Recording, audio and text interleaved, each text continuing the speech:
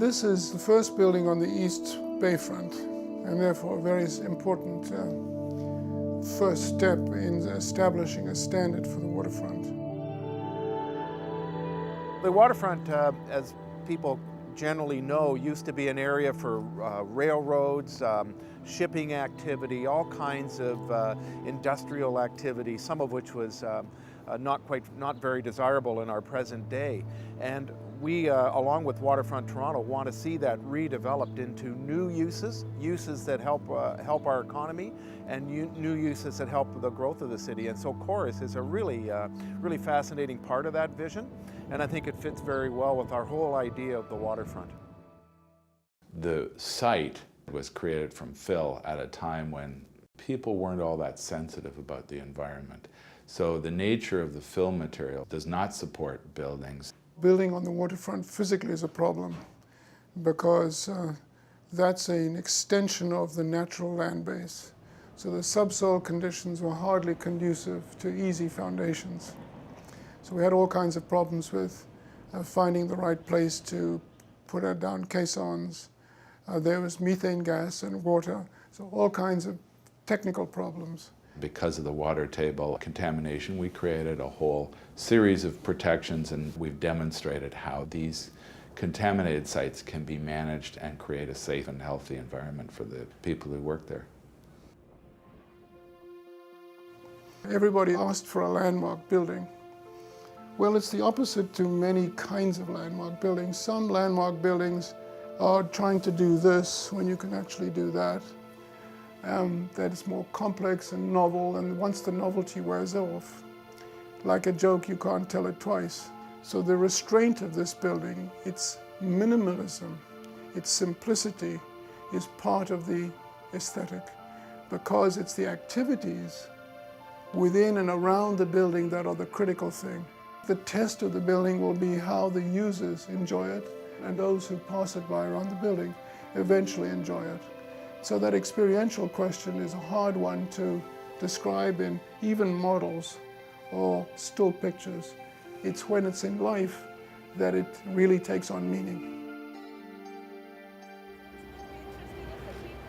When we came the first time here in Toronto and met with the architect and the client, everybody was quite forward thinking about about the function of the public art, and I think that's quite unusual. The first concept we were thinking about is how do we bring nature symbolically into the building. We have to Barrie to see some prototypes of what we are doing for TEDCO. We were thinking about those projections and thought, okay, we're gonna make try to make raindrops appearing everywhere, passing through the building. We looked at the space and the ceiling was almost like a river. So from there we developed the idea to put modules of fishes underneath the ceiling and animate them. The lightning bolt is a big three-dimensional sculpture where what we try to do is reintegrating a very harsh representation of nature within the glass atrium.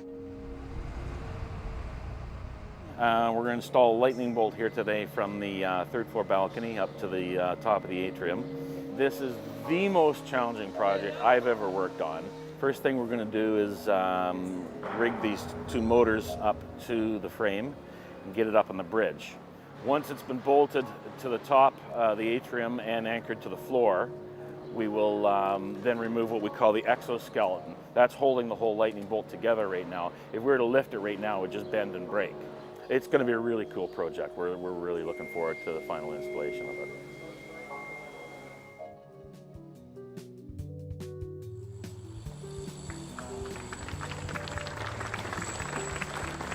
It's hard to imagine today that a little over a year ago, certainly 2 years ago, this was a vacant, underutilized, polluted property. And yet today, we are about to top off this wonderful building, Corus Quay. Our strategic goal is to revitalize this waterfront, which is not about redevelopment, although that's part of it. It is about ensuring that Toronto has state-of-the-art industries for the 21st century built in an environmentally sustainable way. Corus Quay is the first building in East Bayfront. and indeed the first major commercial building on Toronto's waterfront.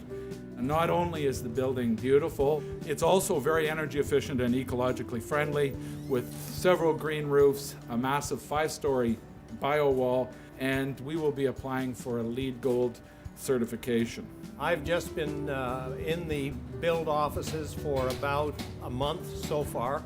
The TEDCO organization's done a great job here in the Portlands, and we look forward to doing many positive things throughout the city in terms of the various lands that are available for development. As an entertainment company, we know that great art and entertainment thrives with the help of inspiration and innovation. With its waterfront location, expansive atrium, green spaces, colorful, open interiors, and numerous performance spaces, Corus Quay is itself a work of art that will inspire, unite, and stimulate our team at Corus. In closing, someone once said that a home is not a place, it's people.